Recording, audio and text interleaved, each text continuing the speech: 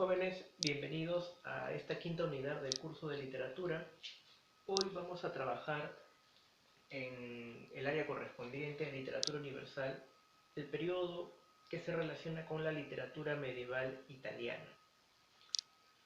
Entonces, cuando hablamos del periodo medieval, siempre debemos recordar algunas características generales que van a ser importantes para comprender un tanto el contexto y el espacio sociocultural que se desarrolla en este periodo.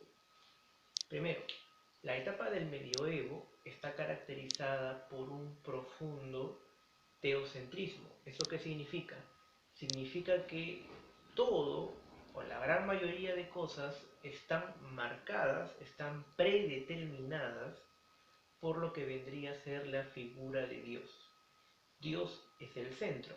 Teo significa Dios y centrismo justamente quiere decir que Dios va a ser el centro de todas las cosas. Y eso también no va a ser ajeno dentro de la literatura. Justamente dentro de la obra más importante hay un profundo influjo religioso en el caso de Dante Alighieri y en su obra cumbre, que es la comedia, y luego se le agrega el adjetivo divina, justamente con el autor Giovanni Boccaccio, ¿no?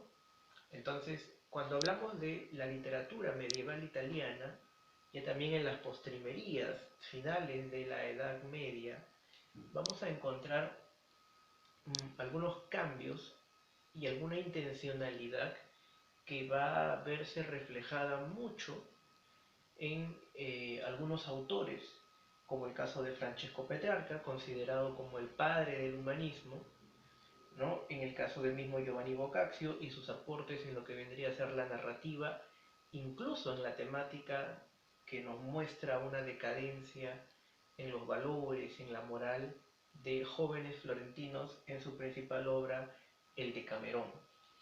Pero si hablamos de la literatura medieval italiana, en gran parte tenemos que darle mérito a la parte lírica, ¿no? En el caso de Francesco Petrarca con el cancionero, el aporte del soneto.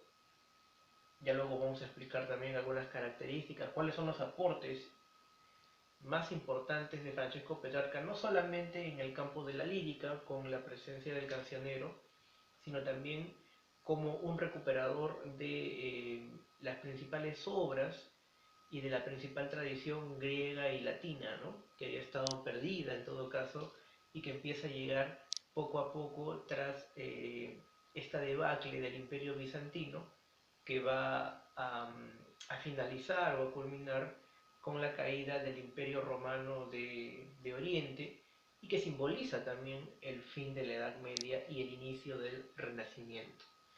Entonces, cuando hablamos de literatura medieval italiana, uno de los primeros aspectos que debemos analizar acá es lo que se conoce como el periodo del Trecento italiano. El periodo del Trecento italiano va a estar o va a ser comprendido en todo caso a esta etapa que comprende desde los años 1300 a 1399 y que postula justamente o intenta postular un cambio en el paradigma. Recuerden que en la Edad Media muchas de las literaturas son un poco diversas. Vamos a encontrar eh, algunos cantares de gesta, que aquí no nos corresponde todavía hablar, pero yo sé que muchos de ustedes conocen que en la literatura de la Edad Media, si hablamos de la edad de los cantares de gesta, inmediatamente pensamos en el cantar del Mio Cid, por ejemplo, ¿no? Que es propio de esta época, es propio de las literaturas fundacionales, del tema de la identidad, del tema de la nacionalidad, por ejemplo, y en ese ámbito encontramos el cantar del Mio Cid, por ejemplo. Y otros tipos de historias, como el cantar de Roldán o cantar de Rolando, también anónimo, que va a estar orientado a la identidad francesa, lo mismo con el cantar de los Nibelungos, orientado a la literatura alemana. Entonces, eso por un lado, ¿no? Una literatura fundacional a través de los cantares de gesta, pero también encontramos en el caso de los trovadores. Y los trovadores están más orientados a la misma poesía, si es que se le puede llamar así, pero orientada a las canciones, canciones de amor, experiencias, y justamente esto va acompañado o va de la mano con los llamados trovadores, que tuvieron un influjo muy importante no solamente en Francia, sino también en el caso de Italia.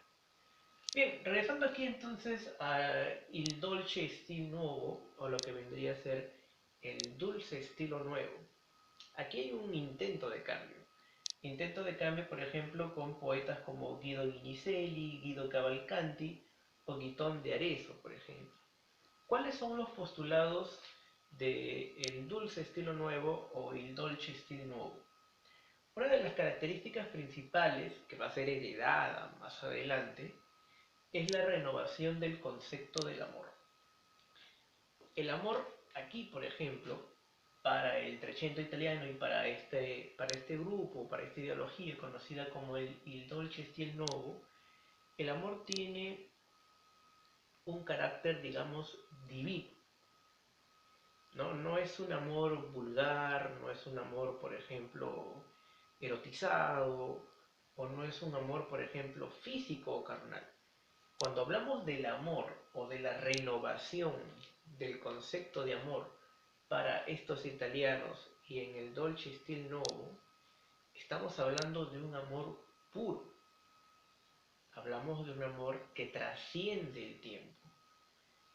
Entonces, personajes como Dante Alighieri eh, o como Francesco Petrarca ven a una persona, sienten que conectan con esa persona y se enamoran solamente viéndolas. ¿No? De repente para ti eso es algo extraño, eso es algo difícil, no, yo no me puedo enamorar de alguien solamente viéndolo. Bueno, pero acá sí, pues. Cuando hablamos del concepto del amor, hablamos de un amor que supera lo físico, ¿no? Aunque no está ajeno a ello tampoco, no lo vayas a descartar, pero ven a esta persona, ¿no? La llamada Donna Angelicata, que es la idealización de la mujer, una mujer angelical, con una belleza angelical. Entonces, el concepto del amor está ligado también a la idealización de la mujer.